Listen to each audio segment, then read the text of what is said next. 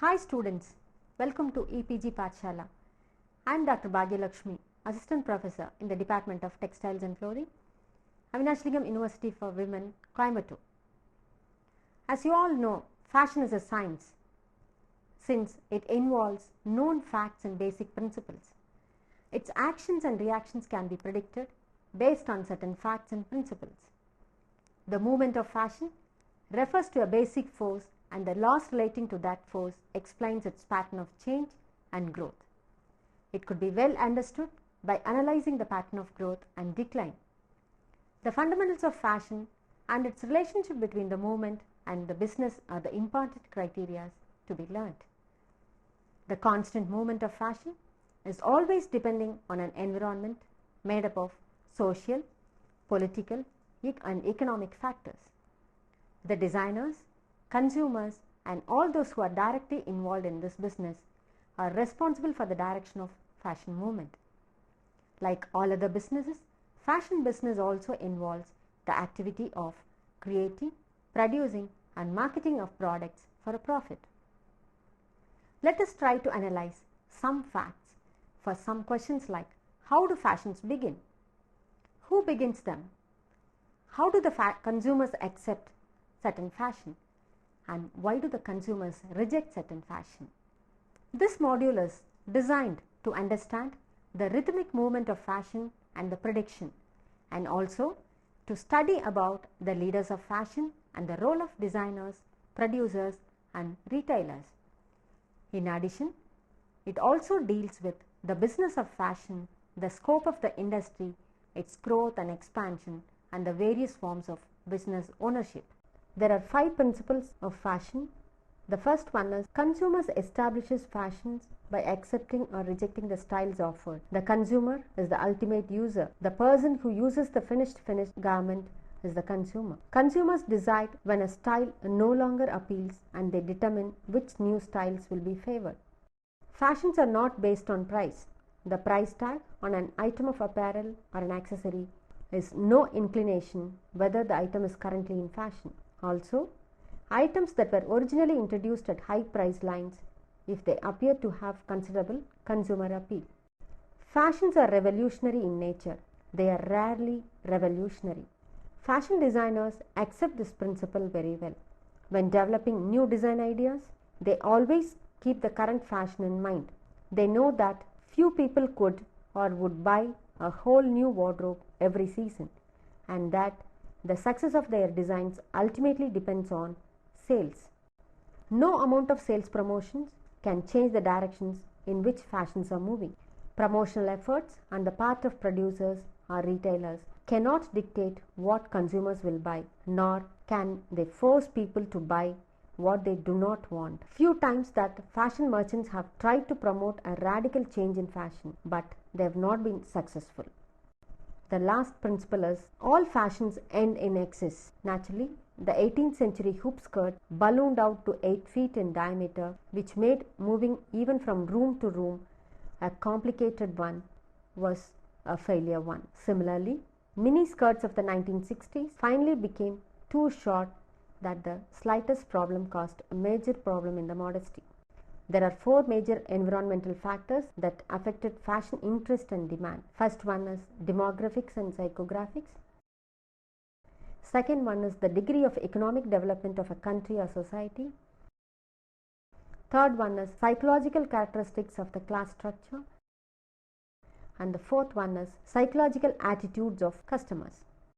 Coming to the demographics and psychographics, these are the studies that divide broad groups of customers into smaller, more homogeneous target segments. The variables covered in a demographic study are population by region, urban, suburban and rural population, age, sex, family life cycle, race, religion, nationality, education, occupation, and income. Psychographics are studies that develop fuller, more personal portraits of potential consumers. These studies are fully predict customers' purchase pattern. These studies more fully predict customer purchase patterns and distinguish users of a product. The variables covered in a psychographic study are personality, attitude, interests, and personal opinions. Besides, actual product benefits are also desired. Economic factor. The growth of fashion depends on a high level of economic development, which is reflected in consumer income, population characteristics, and extent of technological advancement. Consumer income can also be measured in terms of personal income. Disposable income and discretionary income are all the other factors. Many groups of people use the amount of personal income as an indicator of arriving in their particular social set. The personal income they have, the more socially acceptable they consider themselves to be. Population is another factor. The majority of population has some discretionary income and thus can influence the course of fashion. Two factors relating to population, however, have an important bearing on the extent of fashion demand. The size of the population relates to the extent of current fashion demand. The rate of population growth suggests what tomorrow market may become. The age mix and its projection into future affects the characteristics of current fashion demand and suggest what they may be in future. While the overall population continues to grow, the growth rate is not the same for all the age groups or for both sexes. Since each group has its own special fashion interests, needs, and reactions, changes in the age mix serve as vital clues to future fashion demand. Next is the technological advances. This includes improved spinning and weaving machines, mechanical sewing machines, modern sewing machines, high-speed knitting machines, and computerized embroidery machines. The agricultural developments have also affected the fashion field most strongly in the areas of cotton, wool, fur, and leather. In general, improved agricultural techniques have resulted in more and better quality products. Communications. Our electronic age has changed all that. Rapid communication has become a most important medium for transmitting fashion information. Changes in the dress and hairstyles of our favorite newscasters, talk show personalities have a great impact on us. While television informs us about fashion on a national and international scale, radio also has its valuable place. Even today, radio is an excellent medium through which local merchants can inform their audiences of special events. Next one is the transportation facilities. Improved trucks and superhighways and the growth of the air freight business brought the producer of fashion goods and the stores to move faster. Instead of weeks, the transportation of goods from vendor to store now takes fewer days or only the fewer hours. Sociological factors. Changes in fashion are caused by changes in the attitudes of consumers, which are in turn influenced by changes in the social patterns of time. The key sociological factors influencing fashions today are leisure time, ethnic influences, status of women, social and physical mobility and wars, disasters and crisis. We'll see one by one. The first one is leisure time. The way in which people use their leisure time are varied as people themselves. Some turn to be active or spectator sports. Others prefer to travel a lot. Many seek outlets for self-improvement, while growing numbers fill their time and enhance their standard of living with a second job. Increased leisure has brought changes to people's lives in many ways in values and standards of living, and the scope of activities consumers can now explore and enjoy has mushroomed. Retirement leisure. In the marketplace, the ranks of the elderly require companies to meet the demands of older consumers for such items as package, travel tools, cosmetic aids, and apparel that suits their ages. Status of women. The most dramatic advances have happened since the mid-1960s and the advent of women movement. Women's demand for equal opportunity, equal pay, and equal rights in every facet of life continued to bring about even more change. These changes have affected not only fashion but the entire field of marketing. Education. Often the better educated women are willing to spend more. She is willing to try new fashions, which of course serves to accelerate fashion change. Social freedom.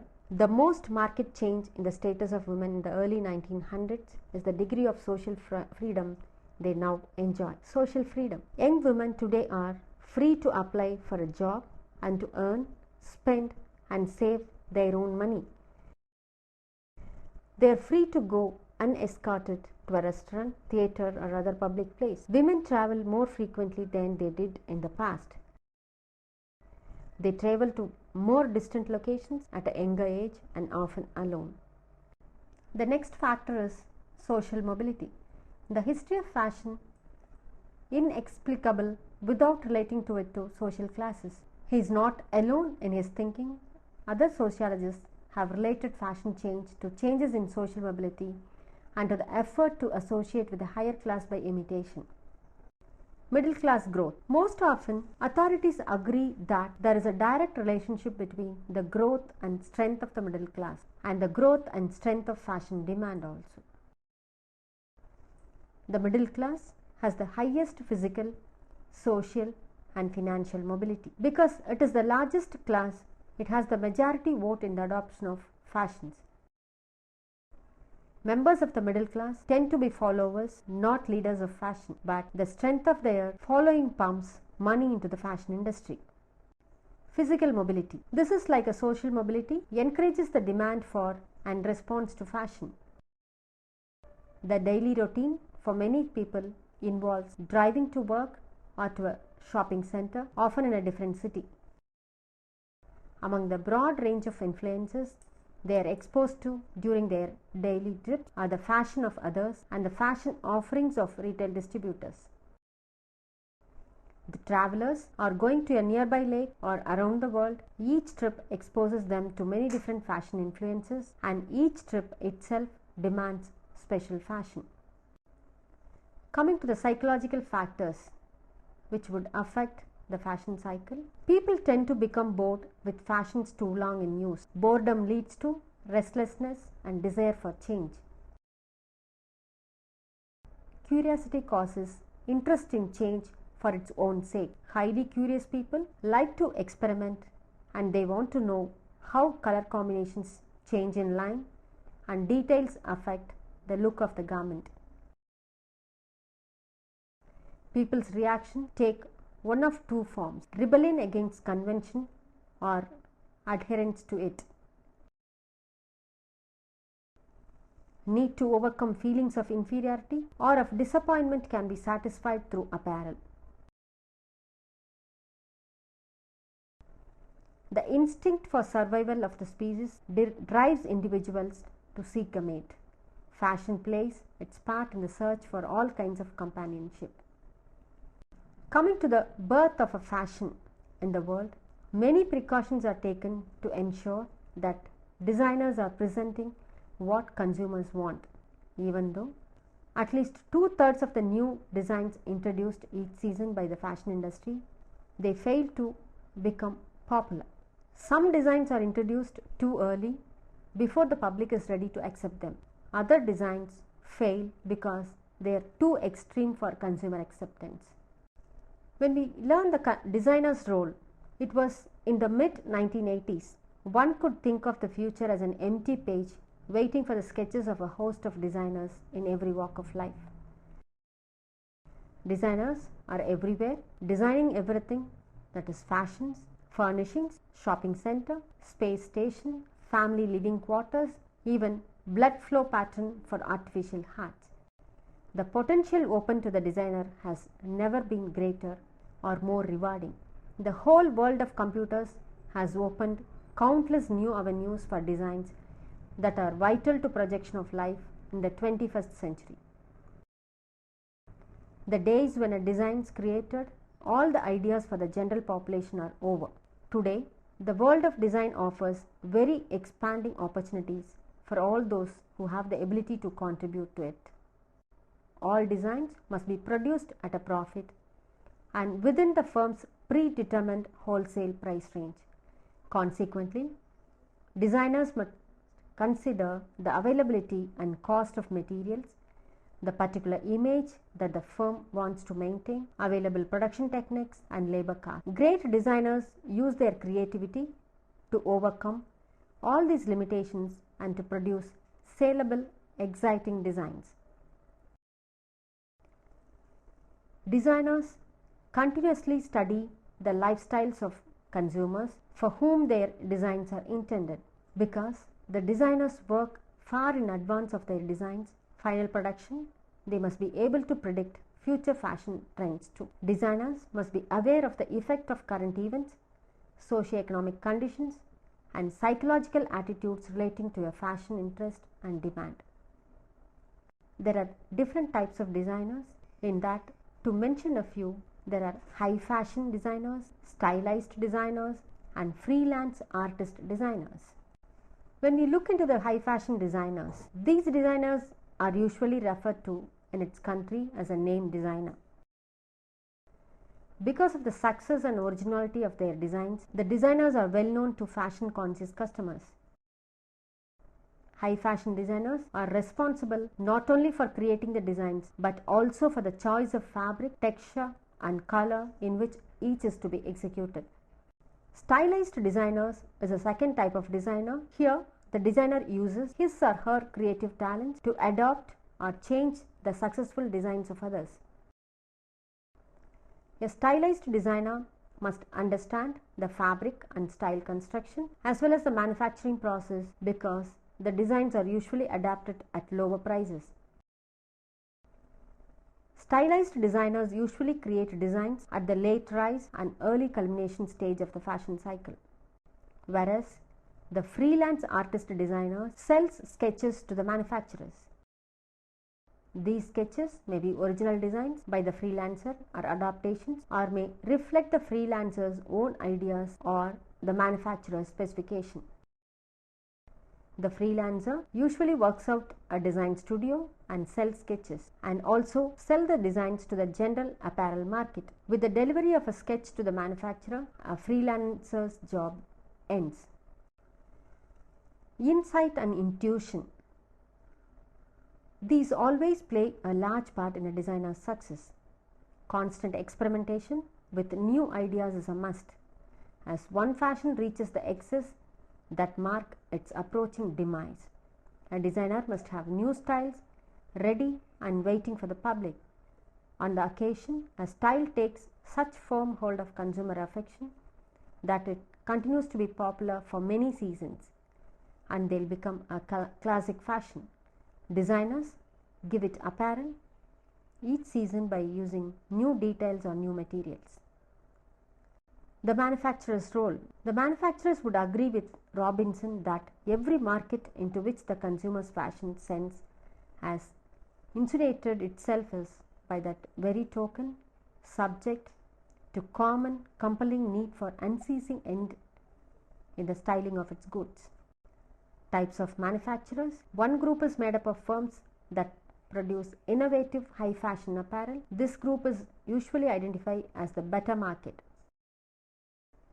A second group of firms sometimes produces originals, but it usually turns out adaptations of styles that have survived the introduction stage and are in the rise stage of their fashion life cycle.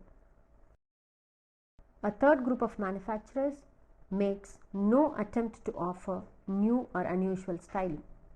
When we talk about fashion influence in the field of women's apparel, manufacturers are committed to produce several lines a year. A line is an assortment of new designs with a designated period for delivery to the retailer.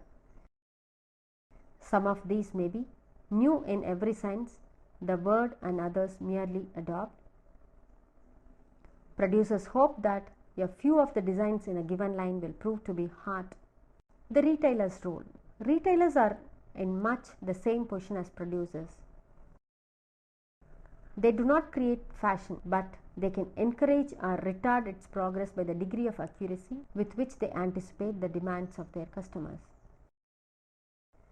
They seek out in the market styles, and they believe they are most likely to win acceptance by these target groups.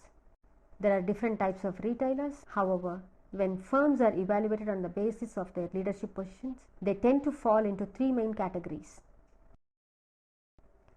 First, there are firms that are considered fashion leaders. They feature newly introduced styles that have only limited production and distribution. A second group, called traditional retailers, by far the largest in number, features fashion that have captured consumer interest in their introduction stage and are in the late rise or early culmination stage of their life cycles. A third group of retailers, often called mass merchants, features widely accepted fashions that are well into the culmination phase of life cycles. Fashion influence. Occasionally, retailers are so intuitive or creative that they are a step ahead of their suppliers in anticipating the styles their customers will accept. Such retailers accelerate the introduction and the progress of new fashions by persuading manufacturers to produce styles that answer a latent demand. Theories of fashion adoption. There are various theories which talks about the fashion adoption. Fashions are accepted by a few before they are accepted by the majority. An important step in fashion forecasting is isolating and identifying those fashion leaders and keeping track of their preferences. These theories have been advanced to explain the social contagion or spread of fashion adoption. The downward flow theory, the horizontal flow theory or mass market theory, and the upward flow theory. We'll see one by one. Coming to the downward flow theory, the oldest theory of fashion adoption is the downward flow theory. It maintains that in order to be identified as a true fashion, a style must first be adopted by people at the top of the social pyramid. The style then gradually wins acceptance at progressively lower social levels. Horizontal flow theory. A newer theory is the horizontal flow theory of fashion adoption. This theory claims that fashions move horizontally between groups on similar social levels rather than vertically from one level to another. Upward flow theory. The third theory that attempts to explain the process of fashion adoption is relatively new. It reflects the enormous social changes that have occurred in the past decade or two and that continue to occur. The business of fashion. Fashion leads, fashion follows, and fashion moves. We have seen how fashion is affected by a myriad of factors and how in turn fashion affects everything and everyone it touches. The study of fashion involves elements of psychology, sociology, art, history, and religion. In addition, it involves the economic principles that govern and shape all business. For fashion, it's a business that involves all the same principles used in the industry. Economic importance of fashion business. The fashion business is one of the largest employers in this country. This business encompasses 4 different levels. One level is concerned with the production of raw material. A second level is concerned with the manufacture of the finished products. A third level is concerned with the distribution and retailing of fashion products. Finally, a fourth level known as the auxiliary level is concerned with the use of all avenues of advertising and promotion. They relate to the other 3 levels. Scope of the fashion business. This is an important factor since the fashion business is composed of numerous industries all working to keep consumers of fashion satisfied. A special relationship exists among these industries that makes fashion business different from other businesses. A special relationship exists among these industries that makes the fashion business different from other businesses. The four different levels of fashion business known as the primary level, the secondary level, the retail level, and the auxiliary level are composed of separate entities, but they also work independently to provide the market with the fashion merchandise that will satisfy consumers. Thus, to conclude, fashion across the world, it's constantly changing and moving in a slower to a faster pace. Fashion movement depends on the acceptance and rejection. Taste spectrum of the consumers differs from region to region, state to state, and country to country. However, the conservative styles continue to dominate the fashion scene. On the other hand, individual fashion identity is also on the rise. Forward-looking designers recognize their desire and introduce newer lines in the fashion market. At present, the fashion business has reached to its peak because of the increasing buying power of the consumers. Moreover, e-tailing has also enhanced the fashion business to a greater extent. I am sure that this module would have given an insight about the growth of fashion, the stages of fashion, and then the birth of fashion designers and the fashion business. Thank you.